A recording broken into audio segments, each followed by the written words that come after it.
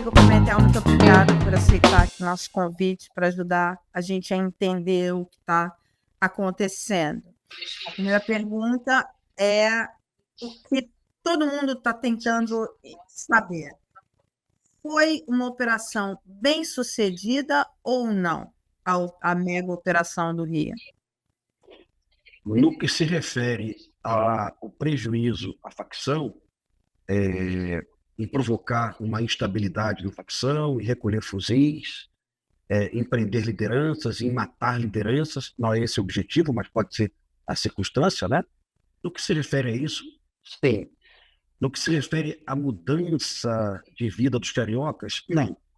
A polícia perdeu o aproveitamento do êxito, né? A comunidade deveria estar ocupada hoje para que os moradores não tivessem a preocupação de mais uma operação daqui a um ano, daqui a 6 meses. No que se refere à morte de agentes da lei, de pais de família, de 4 camaradas, colegas, certamente uma tragédia. Então, analisar se é sucesso ou fracasso, a gente analisa em situações diferentes, né? O prejuízo certamente foi o maior prejuízo que o Comando Vermelho teve na história, mas todo mundo sabe que o Comando Vermelho tem capacidade assim, de ressurgir, né? De se reciclar, de se curar dessa, dessa porrada muito rápido. O Comando Vermelho não possui só o Complexo do Alemão, ele possui também a Rocinha, com pelo menos 400 bandidos com fuzis, possui também o Chapadão, com mais ou menos 400, 500 bandidos. Essa é a análise da polícia. Então, essa operação ela foi focada no complexo do Alemão, e o DOCA continua sendo líder, ele continua foragido em algum lugar, dando as ordens. E a vida do carioca, nada mudou. A vida do morador do Complexo do Alemão continua sendo a mesma. Ele está lá sob a ditadura do tráfico e nada mudou. Na tua avaliação, você é uma pessoa que tem muita experiência nessa área, enfim, conhece bastante.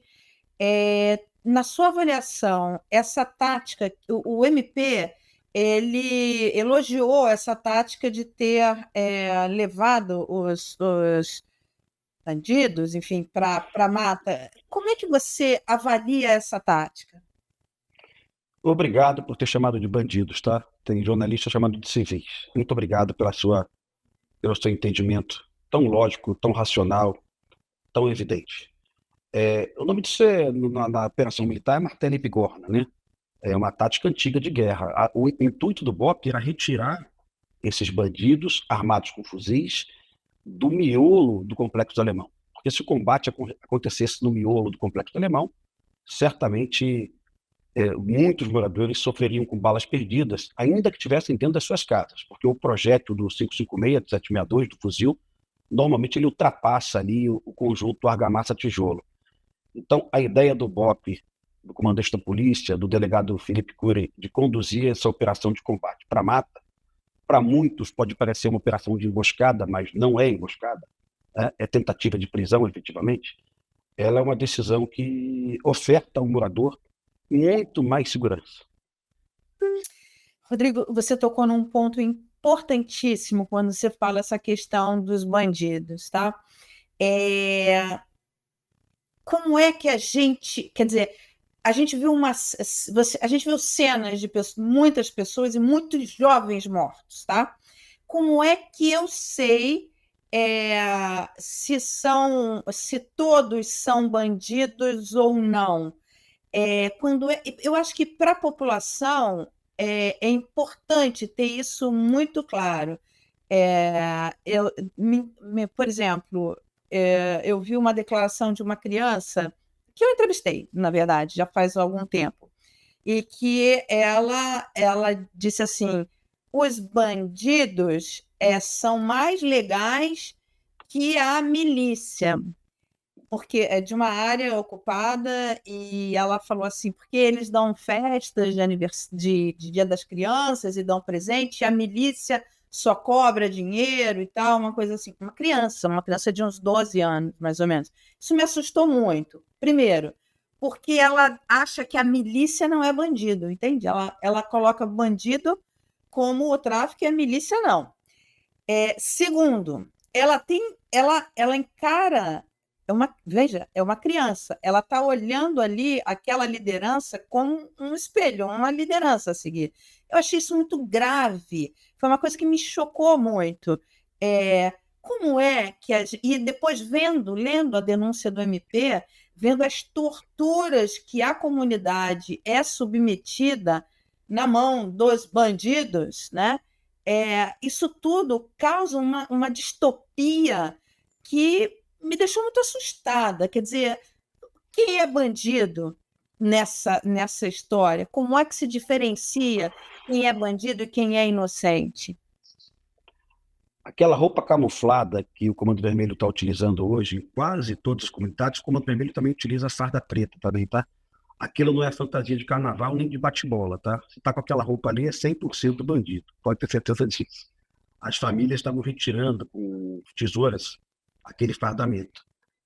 Em operações policiais no Rio de Janeiro nos últimos anos, certamente morreram muitos inocentes, vítimas de balas perdidas, ou então até mesmo da maldade da violência policial. Isso aí é incontestável, né? Eu fiz um filme falando sobre isso, Tropa de Elite. Eu reconheço todas as coisas ruins que possam ocorrer a partir de uma operação policial, e tenho certeza que a operação policial é algo muito traumático para o morador.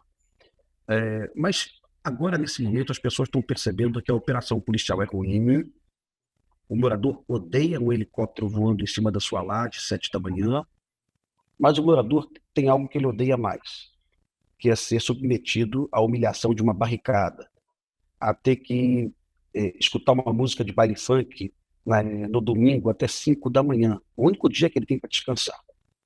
Existe uma percepção de quem mora na Zona Sul, de pessoas que não conhecem a realidade da favela, de que o morador gosta muito disso, né? Não é verdade. O governador Cláudio, eleito no primeiro turno, ele foi o mais bem votado para governador no Complexo do Alemão. Ninguém fala sobre isso. Então, realmente a gente tem que convencer jornalistas, colegas, políticos, promotores, influencers, né? O cidadão comum tem que explicar para as pessoas o que acontece naquele território ocupado. O Comando Vermelho não vive mais de maconha e cocaína, todo mundo sabe disso. Os números, o delegado Vitor falou contigo aí no My News, né? Os números hoje de maconha e cocaína é 15%. O Comando Vermelho sobrevive de colocar R$ 50 a mais no teu botijão de gás e oferecer uma internet muito ruim e muito mais cara que a da Claro, da Vivo e da TIM. O Comando Vermelho coloca um aplicativo dele para você não usar o Uber. O Comando Vermelho vende cigarro paraguaio, vende vape, vende carvão. O que o Comando Vermelho quer é explorar o território. Você viu há 3 semanas um jovem em Fortaleza vendendo churrasquinho, um empreendedor de periferia, né? O Brasil precisa disso. Esse jovem não quis pagar R$ 1.000 para o Comando Vermelho, foi assassinado. Isso deu em todos os jornais. Tem uma investigação policial a respeito disso hoje. Realmente, o Comando Vermelho cobra até do borracheiro. E se a classe política brasileira não entender isso, se o jornalismo não entender, vai ficar sempre uma conversa assim: poxa, essa operação era legítima, era necessária, era urgente. Sim, é legítima, é necessária, é urgente. O Estado Democrático de Direito, a nação brasileira, o Ministério Público, a imprensa não deve admitir que um DOCA continue em liberdade dentro do Complexo Alemão. Então, eventualmente, eu respondo para o jornalista: essa operação é legítima? Que pergunta, é evidente que é legítima. O DOCA é um assassino condenado por homicídios. 3 dias antes, ele invadiu uma favela no Morro da Quitanda e matou uma senhora de 60 anos, sabe? Pelo amor de Deus, o DOCA tem que ser preso. O que a gente pode conversar é que tipo de efeito colateral, que tipo de a gente pode provocar, porque o morador é a principal vítima. Para prender o DOCA, alguém pode morrer? Eu acho que não. Eu acho que eu não troco a vida de um morador da favela pela prisão do DOCA. Eu acho que qualquer pessoa razoável não trocaria, né? Mas que o DOCA não pode continuar lá, naquele bunker, cercado por 1.000 bandidos com fuzis, que a sociedade não pode tolerar isso, eu acho isso indiscutível, sabe? E todo mundo deveria estar apoiando essa operação. Gostando ou não do Cláudio Castro, as pessoas deveriam entender que o governador teve a coragem de colocar 2.500 policiais desse aparato para tentar reverter essa situação. E por que essa discussão é política? Eu lembro que em 2008, a mesma polícia do Rio de Janeiro matou 25 bandidos no Alemão. E o presidente Lula, naquela época, o governador era o Cabral, o presidente Lula disse o seguinte: o tráfico de drogas não se combate com pétalas de rosa. E ninguém falou nada sobre o assunto, não teve nenhuma repercussão, nenhuma. Ninguém reclamou, ninguém falou que foi chacina. Por que é tão diferente hoje no governo do Cláudio Castro? Ontem eu vi uma Benedita da Silva, numa entrevista, indignada, falando que na gestão dela, a polícia trabalhava com inteligência e planejamento. A Benedita foi governadora em 2002. Todo mundo lembra disso. E a Benedita disse que era inadmissível a polícia entrar numa favela e matar essas pessoas, né? Matar, repito, não é uma opção, é uma circunstância. Aí eu peguei os dados do governo Benedita. E, pasmem, estão lá na página do ISP, Instituto de Segurança Pública. O governo Benedita foi o governo que mais matou na série histórica. Da gestão da Benedita, foram 1.195 bandidos mortos no Rio de Janeiro, pela polícia. Na gestão do Cláudio Castro, em 2024, foram 600 mortos. Então, a Benedita teve uma política de segurança pública muito mais sanguinária que a do Cláudio Castro. E eu não vi nenhum colega meu, jornalista, porque eu me considero jornalista também, eu trabalhei em jornalismo há 6 anos, né? Não vi nenhum colega indignado com a Benedita, e também você nunca viu. Então, essa discussão deixou de ser técnica, verdadeira, embasada em números, para se tornar uma discussão política. Então, temos que trazer colegas para o entendimento da questão do Rio de Janeiro hoje. A gente não tem mais bandido e polícia do Rio de Janeiro. Isso já acabou há 30 anos. Nós temos um conflito armado não internacional, que a gente chama de conflito de baixa intensidade. São forças irregulares de 400, 300 homens que dominam o território por mais de 20 anos, que afrontam o Estado Democrático de Direito. O nome disso, no mundo todo, é guerra civil. Isso, no mundo todo, é tratado como guerra, com leis de guerra. No Rio de Janeiro, o jornalista me pergunta se todo mundo que morreu nesse combate com a polícia tinha atirado. É evidente que não. É impossível você ter um controle. Se tá aqueles 120 bandidos na mata correndo de fuzil, se cada um atirou, não tem como ter esse controle. Nem a perícia vai constatar isso. Tem que fazer exame de residográfico de pólvora na mão. Ninguém vai saber. O que nós tivemos na mata foi uma operação de guerra, um combate. 400 bandidos contra 200 policiais. Logicamente, os policiais estavam em situação de abrigo, estavam mais bem posicionados. Não era uma posição de tocaia, não, tá? A gente chama de martelo e bigorna. Não era uma posição de emboscada. Era verdadeiramente uma tentativa de prender os bandidos, quase sempre impossível. E eu vou te dizer por que é impossível. Há 5 meses na Rocinha, a Polícia Militar cercou 400 bandidos na mata, bandidos com fuzis do Ceará, e o comandante do BOPE fez a opção de não enfrentar, porque ele percebeu que seria impossível confrontar 400 bandidos. Diante disso, você começa a entender qual é o pensamento do BOPE, da Polícia Militar, do delegado Felipe Cury, né?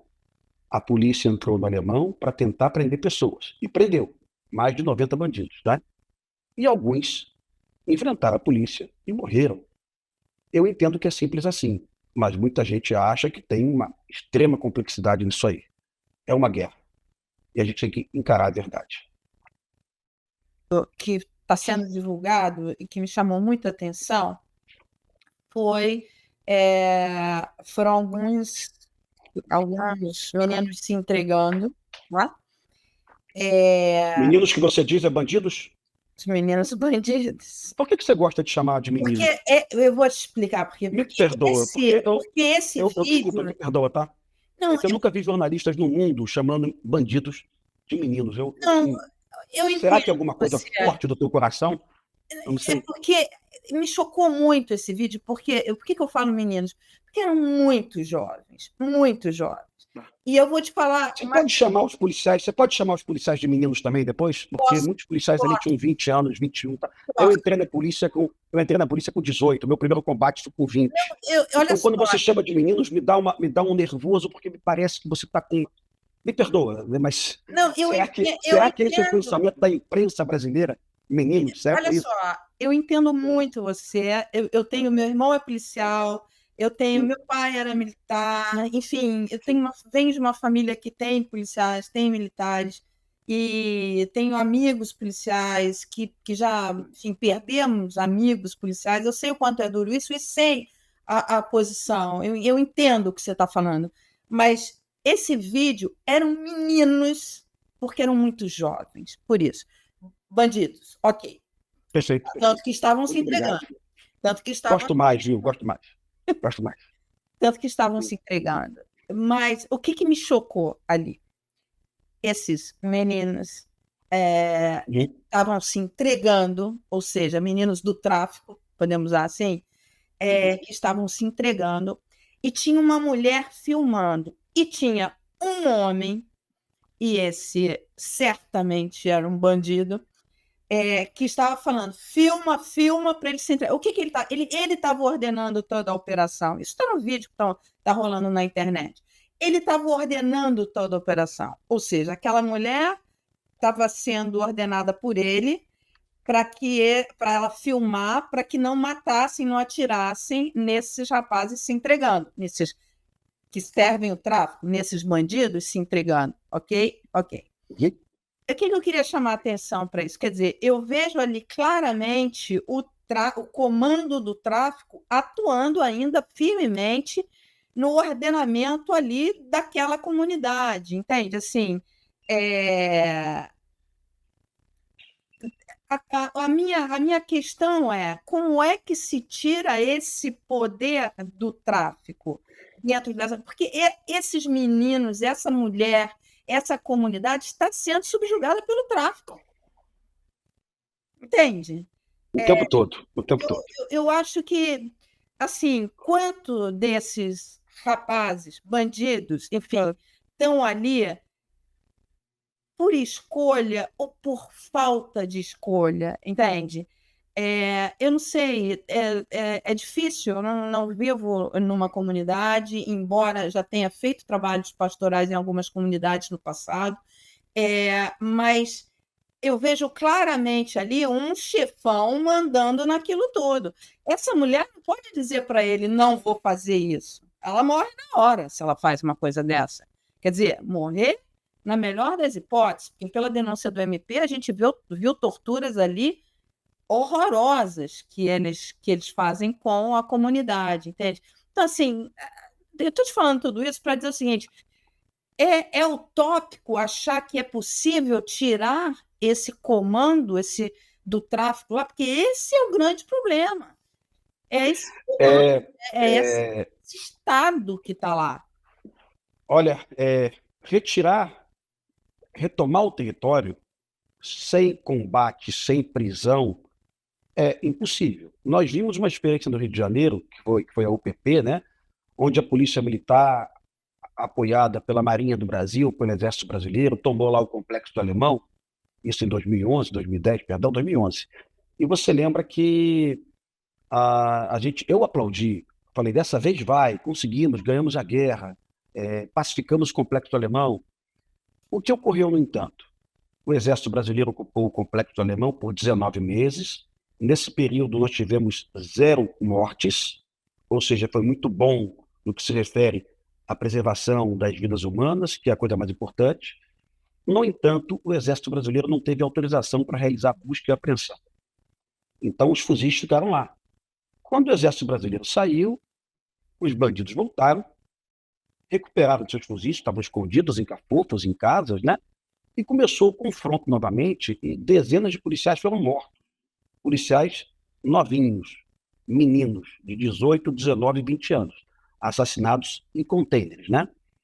E a gente percebeu que não existe possibilidade de ocupar um território sem retirar todas as armas, sem prender todas as lideranças, ou então, de acordo com a circunstância, matar algumas lideranças. Se você não fizer isso, a ocupação não vai funcionar, porque o bandido vai continuar lá no terreno, escondido, ameaçando o morador, ameaçando o policial, atirando contra os policiais, né?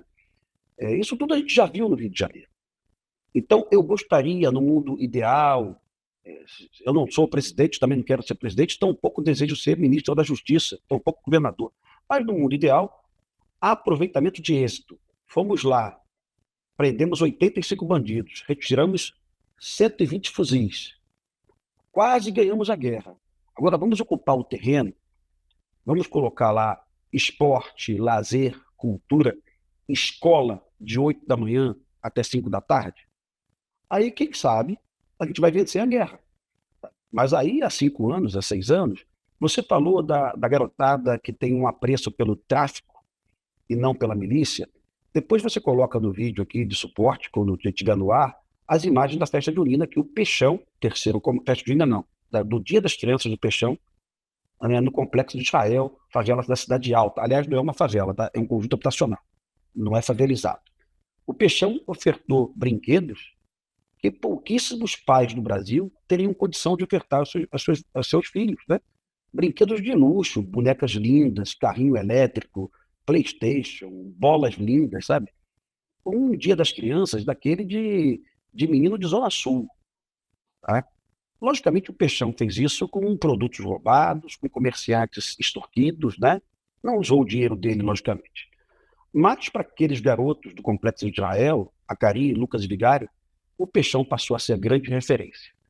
O nome disso é Estado híbrido. O Estado brasileiro não está lá, não consegue oferecer muita coisa para os moradores. O Peixão vai lá e oferece um pacote de coisas, mas também não substitui o Estado.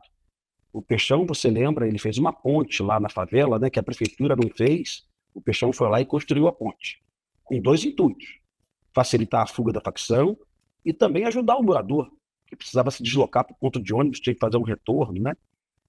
Esse é o drama do domínio territorial. Tem muita gente lá que gosta do Peixão. Tem muita gente lá que diz, olha, na época do Comando Vermelho era muito pior. O Peixão é terceiro comando, viu? O Peixão é o tal do traficante evangélico. Mas terceiro comando, milícia ou Comando Vermelho, tudo é ditadura das armas, né? Nós temos que combater tudo isso. É uma questão de soberania nacional, temos que resgatar esse território. As pessoas que condenam a operação do governador Cláudio Castro de alta letalidade no Alemão, essas pessoas não querem uma solução, porque não tem como retirar esses bandidos lá naquela antiga forma da lei, renda-se, coloca o fuzil no chão. Não tem. Eles reagem. Eles começam a atirar nos policiais antes dos policiais começarem a atirar neles, tá? Lembra da Operação Jacarezinho. Um herói da Polícia Civil morreu, 27 bandidos morreram. Naquela ocasião, uma jornalista que eu muito admiro chamou os bandidos também de meninos, e aquilo me deixou muito revoltado e indignado, porque eu assisto o jornalismo internacional mundial. Nunca vi na CNN americana, na Fox, na CBS, em emissoras francesas, nenhum jornalista chamar bandido de menino. E quando você falou, isso disparou um gatilho e eu te peço perdão, viu? Naquela ocasião, uma jornalista da Globo de bancada, aquela que nunca foi em favela, os meninos, ela insistia em chamar de suspeitos, né? Pelo amor de Deus, se está com um fuzil na mão atirando na polícia, deixa de ser suspeito pela definição do próprio dicionário, não é mais suspeito, sabe? Então, assim, mas ela chamava de suspeito. E, aliás, essa emissora passava uma tarja aqui, ó, chacina. Que coisa de louco, não teve nem inquérito policial, não teve nem perícia no local. Como é que essa emissora já determina que a chacina já está imputando um crime antes mesmo do inquérito, sabe? Eu acho que existe um ativismo no jornalismo brasileiro em prol desses bandidos, que muitos jornalistas chamam de meninos, né? Esse ativismo provocado por um presidente da República, que, sem ironia, viu? Ele diz que a culpa disso são dos maconheiros, né? Pensa que esse presidente da República reproduz o Capitão Nascimento de 2007, né? E o Capitão Nascimento de 2007, ele pega um menino assim pelo cabelo e fala assim, ó, quem é o culpado dessa porra aqui? O culpado é você matou esses caras, né? O Capitão Nascimento, no momento em que o tráfico realmente sobrevivia da maconha e da cocaína, ele pensava igual o presidente Lula. Mas o crime no Brasil evoluiu. As facções não vivem de maconha e cocaína, isso representa 15%. Eu descobri isso no teu canal. através do delegado Vitor, né? Ele falou com exclusividade para vocês. Foi a primeira vez que ele falou sobre esse assunto. Mas depois eu li no Fórum Brasileiro de Segurança Pública que o número é esse mesmo. As facções hoje não sobrevivem de maconha e cocaína. Mas o presidente Lula, incrivelmente, não sabe disso. E se ele não sabe disso, todas as políticas emanadas pelo governo dele são equivocadas. Tá tocando em pontos que eu acho muito relevantes, que eu acho que, assim, eu acho que o principal, eu acho não, as pesquisas têm mostrado isso, a segurança pública, né, aflige a todos nós, independentemente das classes sociais. É claro que as classes mais altas têm mais mecanismos para se proteger, enfim, mas um ponto que eu queria. E aí, essa politização, esse ativismo, essas coisas acabam fazendo com que a discussão, o endereçar uma solução para a segurança pública se perca no meio de guerras ideológicas, enfim, de ativismo, de ambos os lados, né? Da direita, da esquerda, enfim.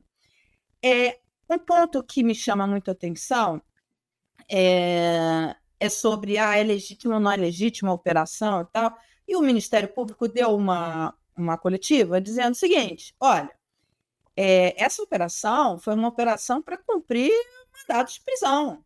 Então, é uma ordem judicial. Você tem uma ordem judicial, cumpra-se, tem que ser cumprida. E isso acabou antes dele dar essa coletiva, isso estava meio perdido. Todo mundo falava, não, foi uma coisa do governador e tal, e não era. E ele veio, o MPV, e falou assim, não, isso é uma ordem judicial, nós participamos, cumpra, se tem mandado de prisão, vai lá e cumpre. Tá lá, tá dito.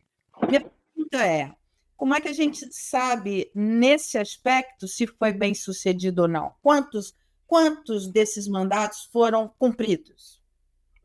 Até o momento, eu não tenho esse dado. Eu pedi para os colegas da polícia, mas nesse momento é tanta burocracia cartorial de registros, né? Mas eu pedi essa informação e eu pedi também uma outra informação que muito me preocupa, a origem dos fuzis. Tá? Eu vi uma imagem com a foto dos fuzis, eu presenciei ali muitos fuzis AK-47, que são fuzis do leste europeu, né? Quase sempre provenientes da Rússia, Tchecoslováquia, da Bulgária, né? E vi alguns fuzis Colt. Por que eu estou te falando isso?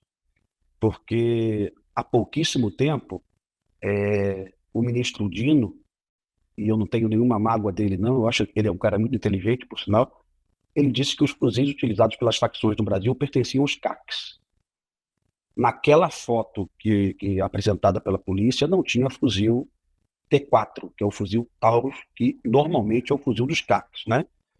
Então, de novo, se o ministro da Justiça acha que as armas das facções são dos CACs e as armas não são, sinal que eles desconhecem todas as dinâmicas do crime no Brasil. Perfeito? Então, eu estou aguardando a informação desses fuzis, dos colegas da polícia, e estou aguardando também a informação das munições, tá? Porque essas munições, eventualmente apreendidas, eventualmente elas são desviadas de paióis, né? Isso tudo vai estar num grande inquérito policial, essas informações podem ser relevantes para que a gente possa enfrentar a realidade do Brasil. Mas surpreendente é o desconhecimento do governo federal sobre tudo isso. Você nunca viu o ministro Lewandowski falando sobre barricadas nas favelas. Ele nunca falou. Você nunca viu o presidente Lula ou o ministro Ricardo Lewandowski falando sobre um fenômeno brasileiro novo, que a gente chama-se êxodo urbano de guerra, que é o deslocamento de guerra. São refugiados de guerra no estado de Ceará, expulsos de suas casas, de condomínios do Minha Casa Minha Vida, de periferias, né, pelo Comando Vermelho. Né? Isso é uma tragédia humanitária sem precedentes, isso é uma vergonha para o Brasil. Jornalistas no Brasil não tocam nesse assunto. Jornalistas preferem a imagem da operação policial no Complexo do Alemão. Isso, segundo eles, é mais importante, mais relevante. E talvez seja mesmo, mas eu creio que ambos sejam relevantes. E aí a gente fica debatendo sobre mentiras. Ontem você viu, e eu fiquei revoltado demais, você viu uma pessoa que eu também admiro, tá? Que eu admiro muita gente da esquerda, viu? Eu já estive quase lá. Ontem você viu a Benedita da Silva, ex-governadora do Rio de Janeiro, emocionada esbravejando sobre a falta de inteligência e planejamento das polícias. Ela disse que no governo dela, em 2002, a polícia planejava e prendia bandidos sem atirar. Ela disse isso, por gentileza, deu uma checada. Tá? Ela estava cercada pelo Lindbergh, por outros deputados da esquerda, todos eles emocionados, né? E aí eu fiz um exercício que a imprensa brasileira definitivamente não faz. Não faz. Eu chequei nos dados do ISP os números da letalidade policial do governo Benedita. E, pasmem, foram os piores números da história do Rio de Janeiro. Na série histórica de 95 a 2002, o governo Benedita foi o que mais matou na história. Sabia disso? Não, não sabia disso. Sabia? Bom, Eu não talvez não se preocupe com isso. tinha esses. Então, Eu não tinha será que um jornalista você, ontem, né, colocar esses números. será que um jornalista ontem, naquela coletiva da Benedita, se ele tivesse um pingo de conhecimento, de honestidade moral, de caráter, de ética, será que ele não poderia levantar a mão? Benedita, acabei de checar os números do seu governo, foram os piores da série histórica. Os piores. A polícia que mais matou no Rio de Janeiro não foi a do Cláudio Castro, foi a sua. A do Cláudio matou, em 2024, 669 bandidos em confronto. A da Benedita matou 1.195. Então, será que verdadeiramente... os números... Enfim, pode falar, eu te uso. Eu aqui vou defender o jornalista. Ele certamente não tinha esse número na mão e concordo com Não. Não é isso. Me perdoa. Me perdoa a sua ingenuidade. Eles não querem buscar esse número. Não, Me perdoa. pode ser. Eles são astutos, eles são inteligentes, eles são velozes, eles são maravilhosos. Ok. Eles não querem buscar esse número. Você sabe disso. Me perdoa, tá? Olha aqui, Rodrigo, mas olha só. Você não acha que, nesse momento, discutir quem matou mais ou matou menos não nos vai levar a lugar nenhum? Que precisaria haver uma conversa, uma união, uma política pública para enfrentamento, suprapartidária, para enfrentamento da questão da segurança pública? Porque o que eu estou vendo, quer dizer, o que eu vejo, né? Enfim, não sou uma especialista nesse assunto, mas o que eu vejo é que há uma disputa de narrativas, narrativas que acabam não tocando. Você tocou em pontos aqui, por exemplo, seríssimos, que eu acho que está no âmago, e tem outras coisas que você fala também, que eu vou querer falar depois, que eu acho que está no cerne dessa discussão, mas discutir só a questão de quem mata. A gente chegou num ponto, eu vejo essa operação, essa não é uma área de cobertura minha, eu não cobri outras operações dessa. Essa eu estou acompanhando de perto, porque estou aqui no Brasil, porque estou vendo. Mas a impressão que me dá é que essa operação ela foi um marco pelo seguinte, porque mostrou o tamanho que chegou o tráfico, quer dizer, a gente deu matéria aqui no site das torturas, a gente deu matéria da hierarquia militarizada que eles têm, todo o equipamento, ou seja, a gente está tratando com um exército. O general Santos Cruz escreveu um artigo aqui para a gente que ele fala, Mara, isso é um exército, isso daí é um enfrentamento de exército, uma coisa que você falou no começo, enfim, é uma guerra, de fato, uma guerra civil que você está vendo. Quer dizer, chegou num ponto que não dá mais para se levar essa discussão, transformar esses mortos em munição, sabe? Para essa guerra política, tá? Vamos dizer assim. Isso virou uma coisa suprapartidária, quer dizer, qualquer liderança política com consciência entende que, olha, escalou num nível que não dá mais para brincar com isso, sabe? Não dá mais para fazer concessões nessa área. Você falou muito e falou bem sobre a questão do tráfico e da indústria e do negócio do tráfico. Algo que o delegado Vitor Santos sempre fala é a economia do crime. Ele fala, isso aí é uma questão econômica. Ele até sempre me provoca nessa área, que ele fala, a sua área não é de segurança, mas é uma área econômica, essa área é tua. E de fato é. E essa questão econômica, ela é muito importante nisso. Você desenhou bem a questão do tráfico. E a milícia? Porque a gente deu algumas matérias aqui sobre a atuação econômica da milícia, o quanto eles. Porque para mim é tudo bandido. Sim. Tráfico e milícia. Eu confesso que eu não vi a segunda entrevista do Vitor Santos, eu não tive tempo ainda, até em função desses momentos. Mas a primeira entrevista do Vitor Santos no teu canal, ela é de um simbolismo, ela é épica. Eu fui recentemente no Brasil Journal, fui na Febraban, eu pedi que todo mundo assistisse essa entrevista, porque o Vitor Santos foi o primeiro delegado de polícia. Agora, Não, porque ele foi o primeiro a explicar, olha, calma aí, olha, maconha e cocaína é isso aqui. Porque muitos deputados do Brasil estão focados hoje em aumentar a lei para cocaína, para maconha, né? Tem muito governador que vai para a televisão. Eu aumentei a apreensão de maconha em 200 toneladas, sabe? Isso hoje para o Comando Vermelho, para o PCC, para o Terceiro Comando, é absolutamente irrelevante. Eles estão terceirizando essa atividade. E o Vitor traz a questão da padaria, do carvão, do gelo, da internet, do bujão de gás. Ele mostra o tamanho da economia do Comando Vermelho. Então, é uma entrevista épica, na minha opinião. Todo mundo que quer saber um pouquinho mais de segurança pública e parar de falar besteira deveria assistir essa entrevista. A segunda eu não assisti, prometo que eu vou assistir muito em breve, vou comentar e também vou indicar, se ela foi tão boa quanto a primeira. Mas vamos lá. As facções, os antigos, os milicianos, hoje, eles vendem maconha e cocaína também, consignada, eles colocam às vezes um terceirizado para vender a maconha que eles buscam e deixam ali alguém para tocar esse puxadinho deles, né? Exatamente como muitas favelas do Comando Vermelho, onde também o líder local, olha, vou terceirizar a boca de fumo, né? Exatamente como o PCC faz nas periferias de São Paulo e de alguns lugares do Brasil. Então, de fato, a maconha e a cocaína não é o produto mais importante.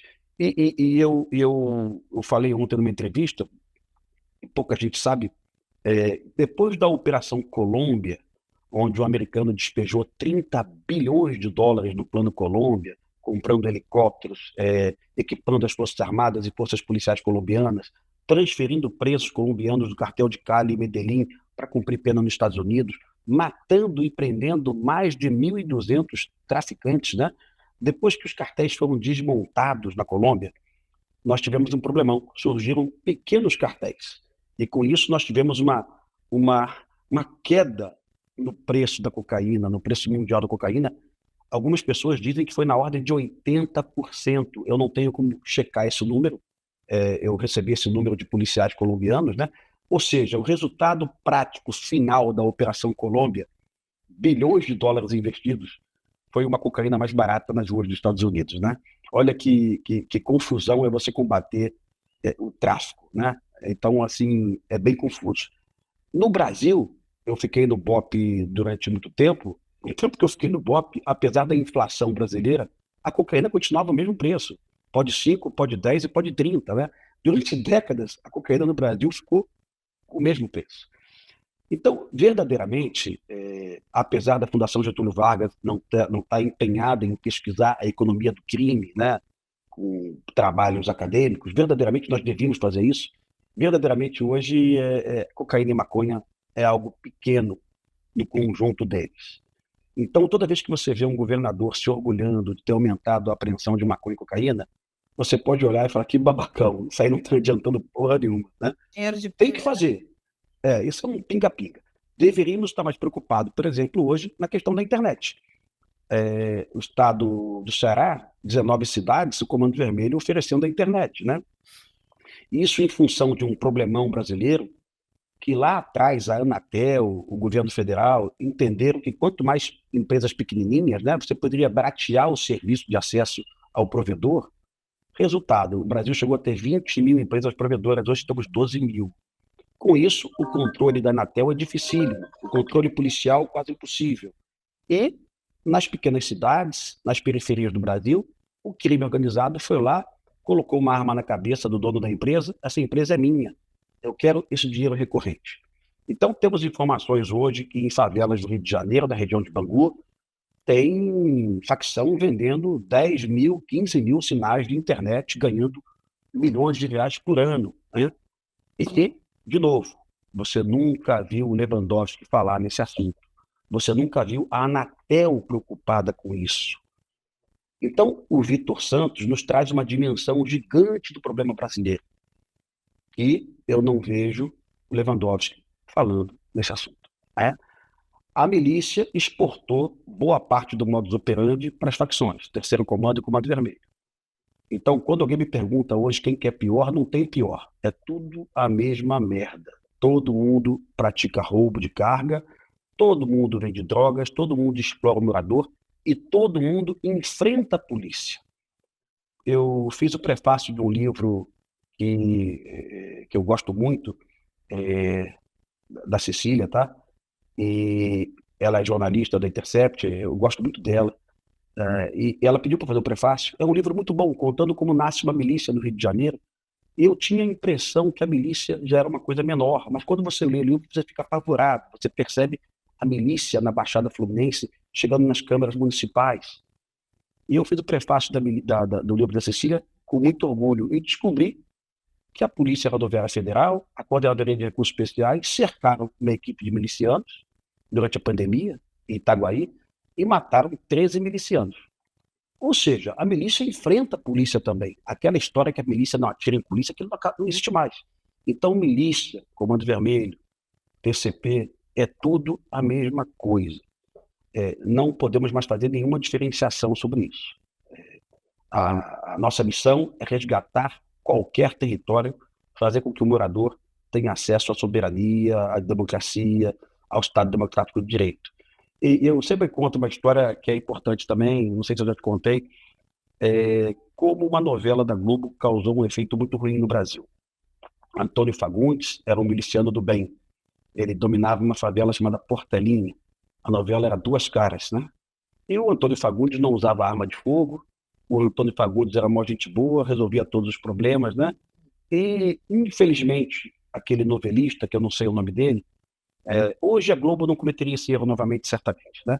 Infelizmente, a Globo exportou, através daquele canhão que ela possuía, que era a novela das 8, exportou uma impressão de que a milícia era algo muito legal. Desde que a gente fez o filme Tropa de Elite 1 e depois Tropa de Elite 2 com o Zé Padilha, nós tínhamos a dimensão, a gente conversava com o Freixo realmente conhece muito de milícia, né? Ele provocou a CPI das milícias, né?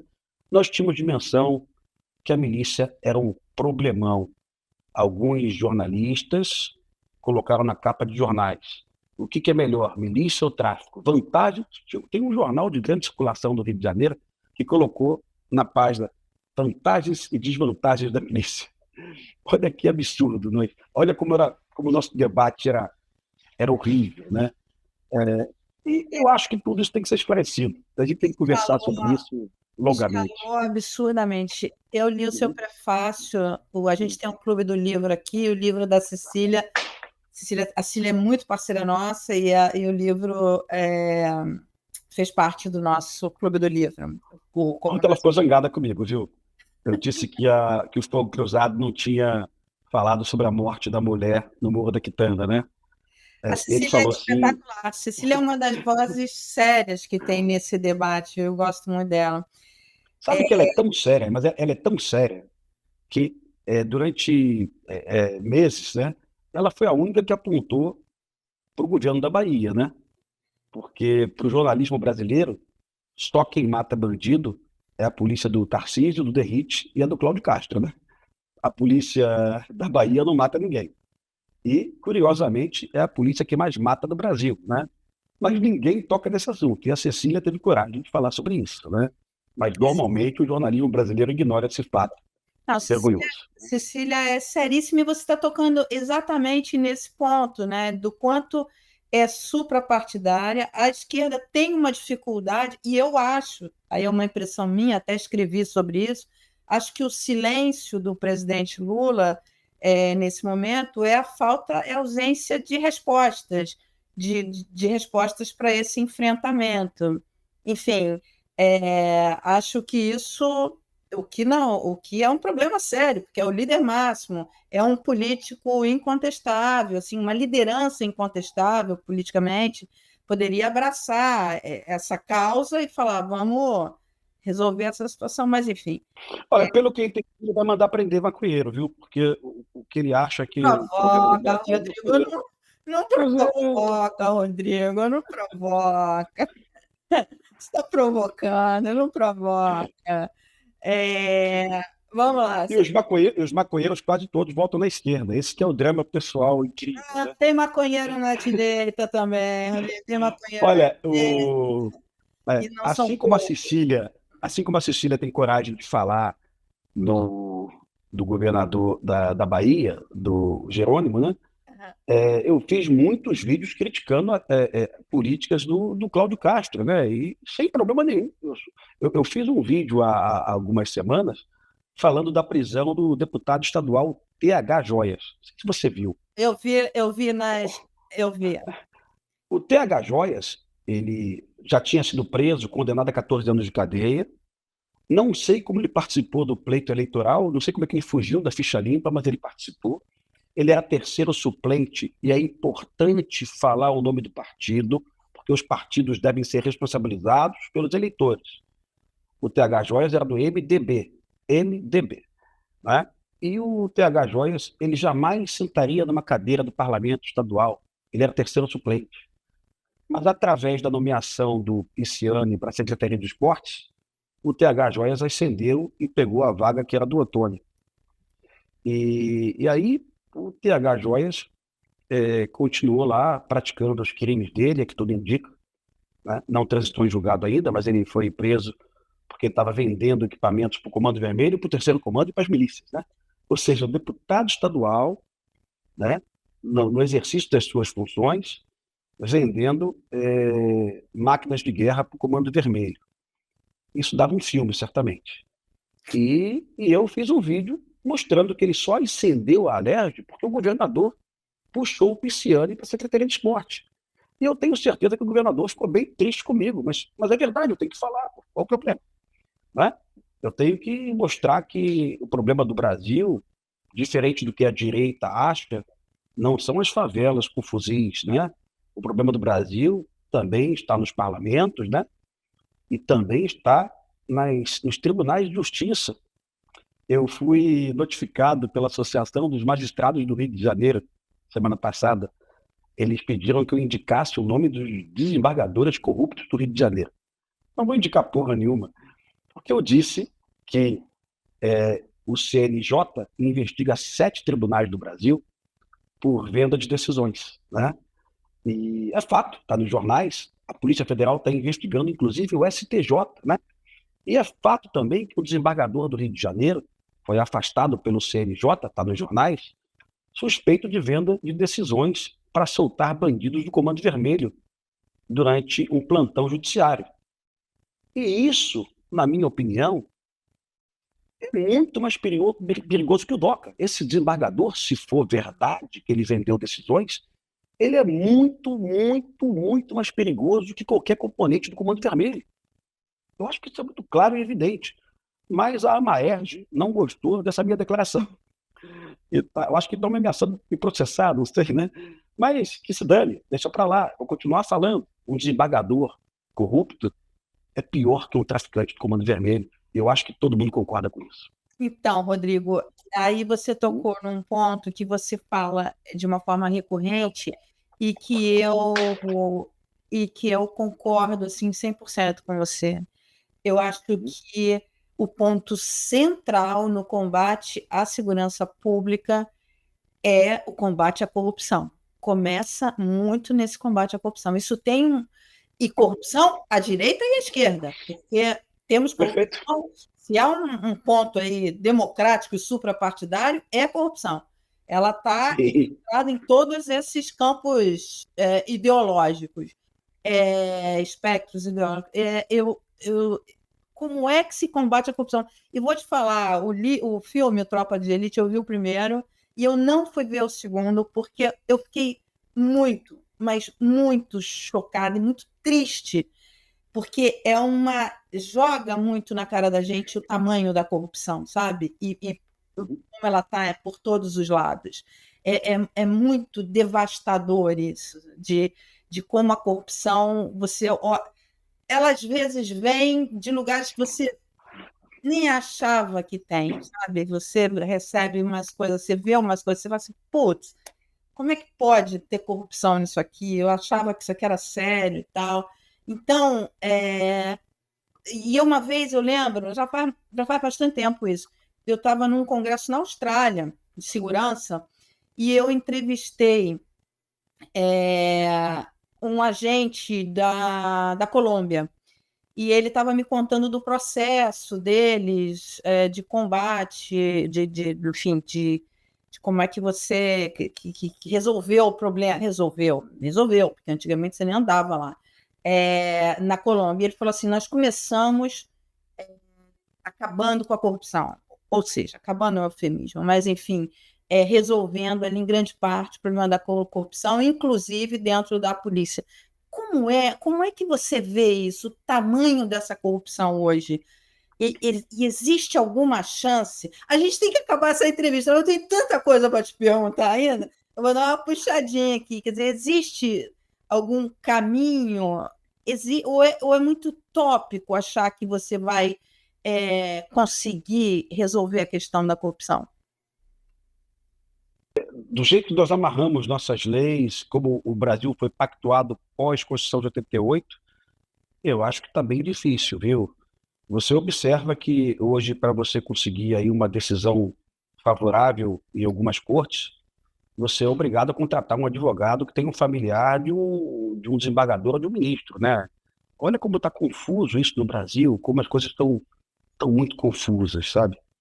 Então, eu acho que o Brasil está amarrado de um jeito que nós dependemos de certos grupos. E o judiciário hoje é um grupo muito poderoso. Quando o CNJ consegue prender um juiz desembargador corrupto, ele sequer coloca uma tornozeleira, sabe? Ele não perde o salário, sabe? E eu tenho absoluta certeza que quase a totalidade dos juízes do Brasil e dos desembargadores são pessoas muito sérias. Tenho certeza, conheço vários, aliás, não conheço nenhum desembargador nem juiz corrupto na minha relação. Mas isso é bem complicado. Mas você falou da questão da corrupção e não tocou na questão da legislação. Você tem muita viagem pelo mundo, você pode estabelecer uma comparação. Converse com seus colegas policiais, mundo afora, então colegas juízes, né? Eu participava de grupos de policiais de vários lugares aí. E pergunte se em algum país uma pessoa presa com 200 quilos de cocaína foi colocada em liberdade numa audiência de custódia, com o seguinte despacho de um juiz, pequena quantidade, né? Possivelmente esse Isso é juiz um tenha caso feito um real? despacho. Rodrigo, isso é um caso real que você está citando ou é uma Não hipótese? existe, não, isso não é fake news, não. Você procura no Google aí, dá uma olhada. Não, então, Depois o mas juiz é um diz caso real, não é uma hipótese. real, não, real. E eu recebi uma informação que o juiz não era corrupto. Não, Pimentel, esse cara não é corrupto, não. Ele realmente pensa dessa forma. Ele não é corrupto, ele acha que no texto da lei tem amparo para a decisão dele de uma pessoa presa com 200 quilos de pó, né? Uma facção que vende 200 quilos de pó, ela matou muita gente, ela subornou muitos agentes públicos, ela tornou muita gente dependente da cocaína. Mas esse juiz entendeu que essa pessoa merecia ficar em liberdade. E está tudo certo. Se for essa a opção do povo brasileiro, se o Brasil achar isso também, eu estou junto com a totalidade, eu sou da paz, né? Todo mundo, ó, vamos lá, é isso mesmo. Tem que ficar solto, né? O Vitor falou para você, e o governador Cláudio Castro disse em uma coletiva sobre o tempo médio de permanência de um bandido preso com fuzil, 11 meses. Tá? Aí o doutor Felipe Cury, chefe de Polícia Civil do Rio de Janeiro, ele deu uma entrevista dizendo, olha, pode chamar qualquer polícia do mundo, FBI, CIA, Interpol, Mossad, o que for, ninguém resolve um problema de criminalidade onde um bandido que toma conta de um território com um fuzil que vai preso volte para a rua em 11 meses, sabe? Mas se for o entendimento da sociedade brasileira que tem que ser isso, ok. O Haddad disse, quando ele era candidato a governo de São Paulo, que ele ia desencarcerar, que ele era desencarcerador. O Lewandowski disse que ele é desencarcerador, né? E aí, como é que fica? Não dá, não dá. Agora, qual é a minha percepção também? Que quando essas pessoas da esquerda são colocadas aí, eventualmente, para disputar cargos majoritários, eventualmente eles mudam de opinião. A Tabata Amaral, que eu gosto dela, admiro, acho ela inteligente, né? Ela votou pelo fim das saidinhas, junto com o Derrite. A Maria do Rosário, né? Quando era candidata a prefeita de Porto Alegre, naquele momento ali também, ela fez a opção de votar pelo fim das saidinhas, junto com o Derrite, né? A saidinha, com um sexto da pena, era algo que só acontecia no Brasil. Depois, se estiver duvidando, dá uma gulgada aí, como funciona a mudança de regime em vários países do mundo. Normalmente, é um terço ou dois terços da pena. Um sexto da pena era só no Brasil. E não era uma lei da esquerda, não. Não é nada do Lula, não é nada do PT, não é nada do PSOL. Era uma lei do governo militar, João Batista de Oliveira Figueiredo, ministro da Justiça, Ibrahim Abiaquio. Lei de execuções penais no ano de 1983. Então, essa saidinha com um sexto da pena é um legado aí que os militares deixaram para a gente. Né? A pior lei do mundo, certamente. Rodrigo, eu vou te dar um spoiler da entrevista do Vitor, do Uhum. secretário.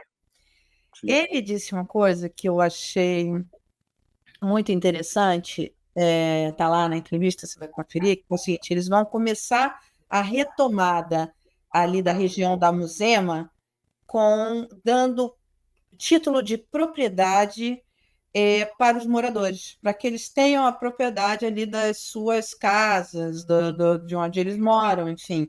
Uhum. Porque isso, enfim, primeiro ele começa a ser dono da sua casa, né? Quer dizer, passa a ser um ativo dele. Isso faz uma diferença brutal. Tem alguns estudos lá fora sobre isso. Tem um economista peruano que fez isso, um estudo sobre isso. No Peru, eles fizeram algumas coisas nessa área e que você te dá acesso a dinheiro mais barato, porque você tem garantia, porque você tem um imóvel, a pessoa pode passar o imóvel para o filho, enfim, ele passa. Fora isso, eles vão colocar tarifas sociais, então vai ser uma luz, uma energia, uma internet mais barata do que o tráfico oferece, enfim, dando. É o Estado entrando sem. Nessa entrevista ele falou, não vai ter ali, nós vamos, nem sonhava, né? Quer dizer, ele certamente sim, mas eu não, do que ia acontecer 3 semanas depois. Mas ele falando que era uma ocupação do Estado, o Estado entrando e ocupando aquilo ali, uma ocupação territorial do Estado, dando escola, casa, posto de saúde, essas coisas. Começando pelos títulos, né? Essa medida de dar um título de propriedade. Você acha que isso é eficiente? Eu gostei muito dessa ideia, viu? E cada vez admiro mais o Vitor por ele tocar nesse assunto e colocar isso em prática. Mas quase tudo que você falou aí depende de ações municipais, tá? Inclusive a posse da terra, e depois o posto de saúde, unidade básica, e depois também os espaços de esporte, lazer e cultura, que são as praças, né? Então, se o Eduardo Paes não quiser, nada disso acontece, tá? Mas ele disse também que tem um grupo de trabalho. Ele disse que eles têm um grupo de trabalho, que eles formaram um grupo de trabalho, onde tem prefeitura, onde tem estado, onde tem união, inclusive, até falou de alguns nomes do Ministério da Justiça, onde tem o governo federal. Ele falou, não, tem um grupo de trabalho que nós estamos formando, e esse é um ponto interessante, porque na primeira entrevista ele falou exatamente isso. Não dá para fazer sozinho, tem que envolver a prefeitura, tem que envolver a União, enfim, não dá para se fazer sozinho. Então, ele disse que existe um grupo de trabalho para viabilizar isso. Você acha que esse é o caminho? Eu tenho certeza que é. E você vai lembrar de uma capa do Globo lá pelo ano de 2013, talvez, José Mariano Beltrame, quando a UPP começa a engatinhar, né, ele diz, olha, estamos sozinhos, né? Ele reclama justamente das ações do município e das ações federais, né? Lembrando que a UPP do Alemão, ela não, nada do que foi prometido em matéria de espaços de convivência, de escola integral, né, de melhoria no saneamento, foi colocado lá um teleférico aqui que depois nem funcionou, ficou parado durante anos, mas a ocupação ela não foi verdadeira, não foi o que foi prometido anteriormente. Eu tenho uma relação assim, bem de amor e de ódio com o Eduardo Paes. Eu sempre voto dele, mas falo mal pra cacete dele, né? Então eu passei aí alguns anos criticando o fato dele fugir do tema segurança pública. Ele fugiu muito. Ele prometeu na eleição, mas depois ele fugiu. Eu acho um despropósito uma guarda municipal desarmada, um agente da lei desarmado no Rio de Janeiro hoje, ele não consegue sequer abordar um bandido com uma faca. Então, você colocar um funcionário público na rua desarmado é jogar dinheiro fora. E ele relutou, mas agora a guarda municipal está indo bem, está na fase de treinamento, né? Mas eu pego uma ação do Eduardo Paes que para mim é definitiva. Faltando poucos dias para as eleições, ele autoriza que o delegado da CEOP, delegado bacana, o Carnevale, né? Que Carnevale realize a destruição das casas construídas pelo Terceiro Comando na Maré. O Terceiro Comando, o Comando Vermelho e algumas milícias percebem uma crise habitacional do Brasil, coisa que o governo federal não percebeu. E fazem lá um projeto Minha Casa Minha Vida do tráfico, né? Eles gastam dinheiro com tijolo, constroem casas em áreas da União, invadidas, né? E alugam essas casas para moradores que estão com déficit habitacional. Olha que sacada da facção, viu? Não quer mais vender maconha nem cocaína, quer alugar apartamento, né?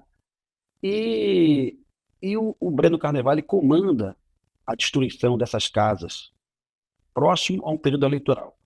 Esse prejuízo que o Eduardo Paes deu ao tráfico do Rio de Janeiro é da ordem de 700 milhões de reais. Muita gente do PSOL levantou a mão e reclamou. Não deixa a casa com os moradores, não pode deixar. Se você deixar, a facção vai continuar cobrando. E aquilo vai continuar alimentando a compra de fuzis. Mas o Eduardo Paes foi corajoso, o Breno Carnevale também, né?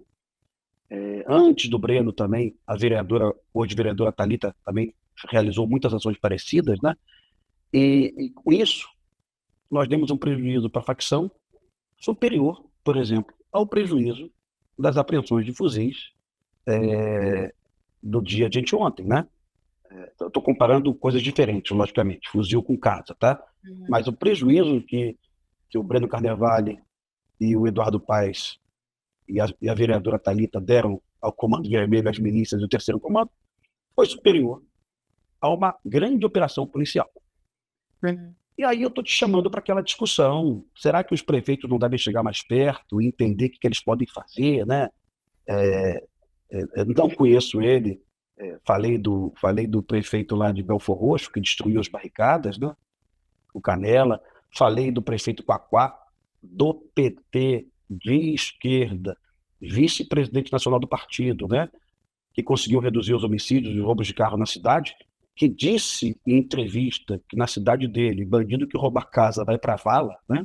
Olha a sinalização que ele deu no que se refere à postura, determinação de enfrentar o crime organizado em Maricá, né? Se viesse de um cara de direita, iam falar que ele estava desrespeitando os direitos humanos, mas veio de um cara de esquerda, tá tudo certo. E eu até concordo com a opinião dele, viu? Porque imagina que Maricá tem 2 condomínios do Minha Casa Minha Vida, um projeto habitacional maravilhoso para oferecer uma residência para pessoas carentes, e chega lá, 10 bandidos do Comando Vermelho do Rio de Janeiro, invadem o condomínio, expulsam os moradores e começam a cobrar aluguel, né?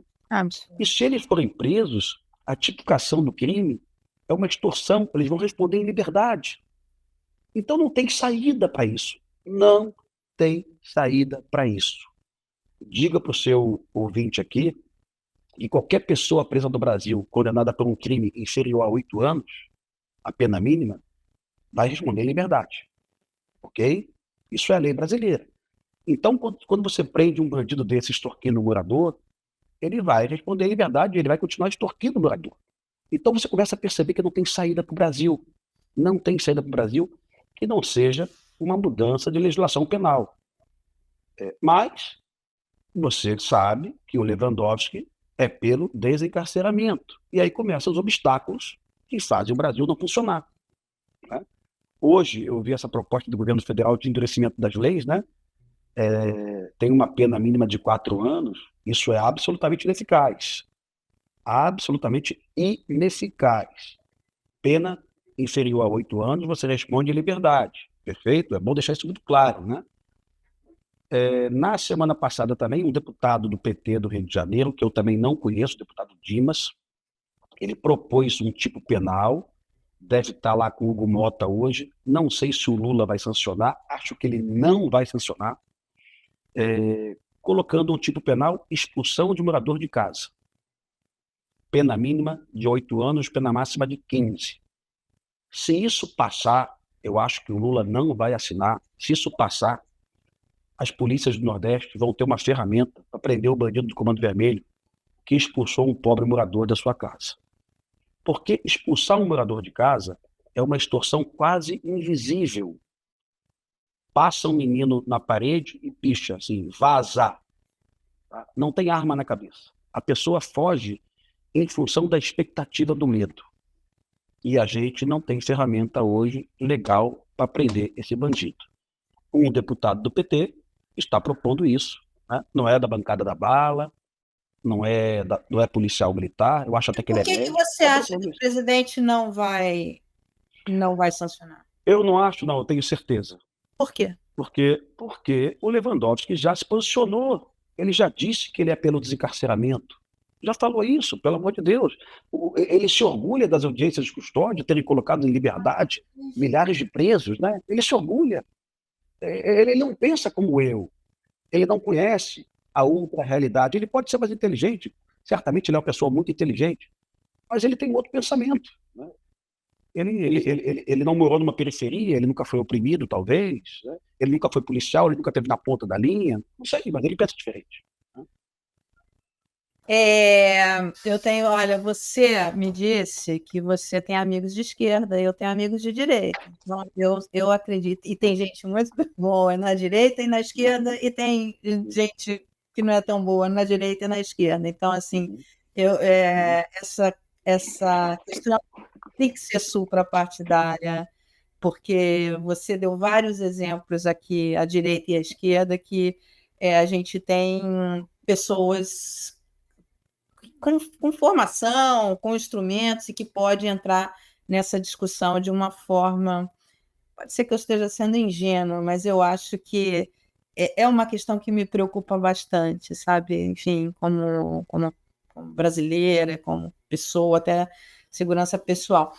Agora vamos lá. Eu tenho várias outras coisas para te perguntar. Então você vai ter que ir no nosso programa, lá na segunda chamada, que a gente grava lá em São Paulo. A produção vai entrar em contato com você, você vai ter que ir lá. Você Um prazer, viu? Vou ficar você feliz. também vai fazer o prefácio do livro do secretário, do Vitor Santos, porque eu pedi para ele escrever. A gente tem uma coleção chamada My News Explica. E eu pedi para ele escrever um livro para a gente chamado My News Explica a Economia do Crime. Ele disse que vai escrever, você vai fazer o prefácio. Vamos fazer assim, ó. My News explica a prova de burro, para o cara entender mesmo o que a gente está falando. Porque tem gente definitivamente que não entende, só desenhando. Vamos desenhar, né? Eu vi um dia Provoca, Rodrigo, você provoca muito. um colega de esquerda fez um vídeo esses dias, não tem que rir. Mas a polícia da Dinamarca não usa fuzil e prende bandido? Pelo amor de Deus. Faz o seguinte, me chama a polícia da Dinamarca aqui, manda prender o Doca lá no Alemão, cara. O cara pensar nisso ainda, deixa de ser ingênuo, passa a ser irracional. Assim, não dá nem para debater com essa pessoa mais, sabe? O cara que fala isso está num nível de loucura, de desconexão da realidade.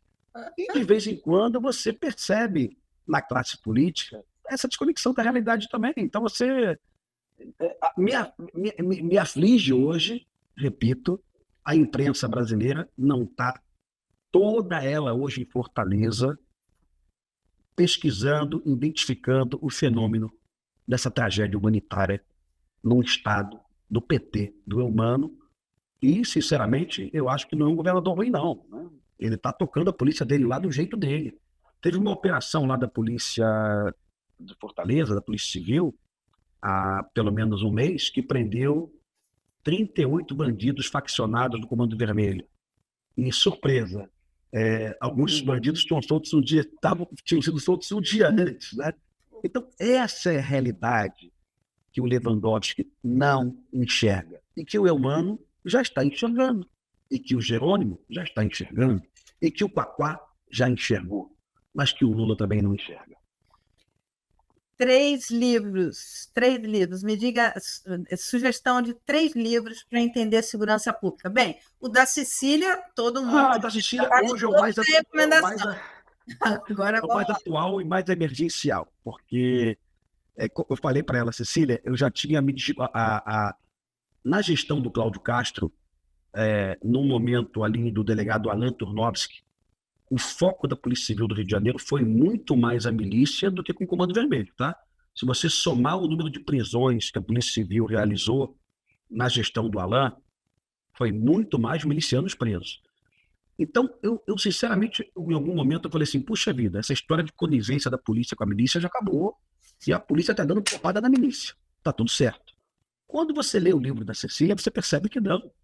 A milícia ela foi se ajustando, ela foi se infiltrando, câmaras municipais, ameaças, mortes, né? Cada vez mais invisível e mais perigosa. Então, o primeiro livro, o livro da Cecília, né? Segundo livro aqui, calma aí, deixa eu pensar, um livro de segurança pública muito bom, do Alessandro Visacro, né? Que é um coronel do Exército Brasileiro, que está pesquisando guerras insurrecionais pelo mundo, né? Ele é um pesquisador, inclusive, de conflitos armados não internacionais, né? E o livro dele é Insurreição. Eu vou checar esse nome, tá?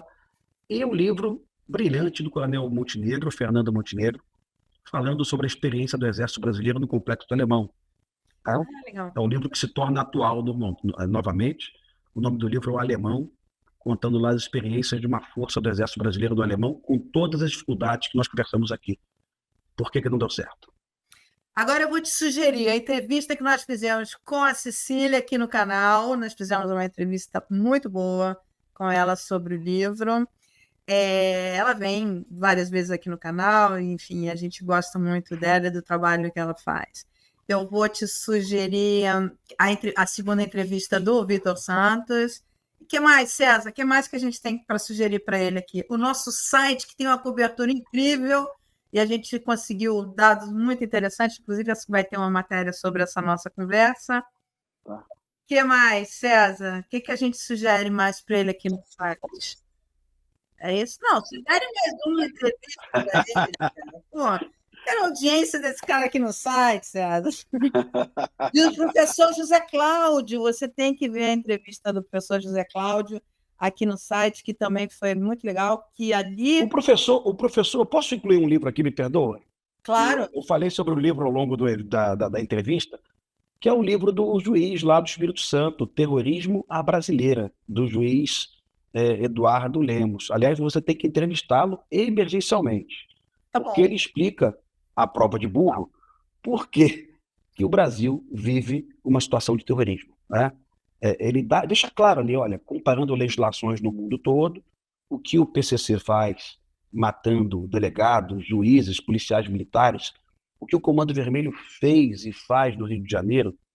Eu lembro que em 2002, em outubro, o Comando Vermelho, saindo do Complexo do Alemão, metralhou a sede da prefeitura e também o Palácio Guanabara. E também metralhou 4 escolas municipais. E também colocou uma bomba na porta do Shopping Rio Sul, que explodiu, que podia ter matado pessoas. Isso em 2002, no governo Benedita. Naquela época, muita gente do jornalismo afirmava categoricamente que aquilo era terrorismo. Sim, 24 anos depois, essas mesmas boas almas mudam totalmente de opinião. Isso é incrível. Ô, Rodrigo, você tem que acreditar mais no jornalismo, sabia? Não, não dá para ver. Tem que acreditar mais no 90%, jornalismo. Tem 90%. grandes jornalistas. O Brasil tem Não, grandes jornalistas. Gente que faz um trabalho assim, hercúleo. A gente rala pra caramba, a gente não, sabe, a gente ganha pouco, a gente rala, é punk. Você tem que acreditar mais no jornalismo. Ainda vou te convencer. Você vai lá no nosso estúdio lá em São Paulo gravar com a gente, não? Você vai conhecer alguns jornalistas que você vai gostar tu viu o que também. eu contei? Anteontem eu estava com o William Vac na CNN, CNN, eu e vi. assim, é incrível, porque uma coletiva do Ricardo Lewandowski, ele dizer que é obrigação exclusiva do governador do estado da segurança pública. Isso eu não sei o que dizer, se é uma imbecilidade, se é uma idiotice, se é uma loucura, se é um devaneio, se é uma ingenuidade. Eu não sei o que dizer, porque está lá, obrigação de todos, dever do Estado, sabe? Não tem nada que diga que é exclusivo do governador. Eu não sei de onde ele tirou isso, sabe? É o artigo 144 da Constituição Federal. Nenhum jornalista levantou a mão para perguntar. Não é possível que os jornalistas sejam tão desinformados. Eles são pessoas inteligentes, são formadas em grandes escolas, universidades, né? Maravilhosas, são pessoas que leem muito, né? Por que que ninguém questionou ele? Será que isso é covardia? O que é isso? Não, Será não que é não eu sei? não vi, eu não tava eu não vi a coletiva, a gente não tinha ninguém lá, mas não é, certamente não é. Você tem que desfazer essa sua impressão de jornalista. Você tem bravos jornalistas brasileiros fazendo Tem. Eu estou vendo a cobertura agora, que está me fascinando aqui, estou vendo o equilíbrio, a inteligência didática do Otávio Guedes, vi a posição do Gabeira também, né? Conversei com Daniela Lima ontem, ela foi. Nunca tinha conversado com Daniela Lima na minha vida. Ela foi educada, foi ponderada, coloquei minhas questões, ela colocou também algumas perguntas, mas eu ainda tenho muitas críticas. Tá? Você sabe que Daniela Lima está aí para você maratonar o My News. Daniela Lima teve, antes dela ir para a TV, ela teve um Sim, programa aqui chamado Sem Politiquês. Vai lá, sim. tá lá no canal, vai lá, maratona que você vai ver, é bem legal. Muito obrigada Então, por essa conversa, foi um prazer te conhecer. Obrigada pela sua conversa e, enfim, você vai ver que o muito jornalismo obrigado aí. é Sucesso e me importante. aguarde em São Paulo aí, que vai ser um barato conversar, vai ter mais papo. Tá bom, obrigada, viu? Tchau, tchau, tchau.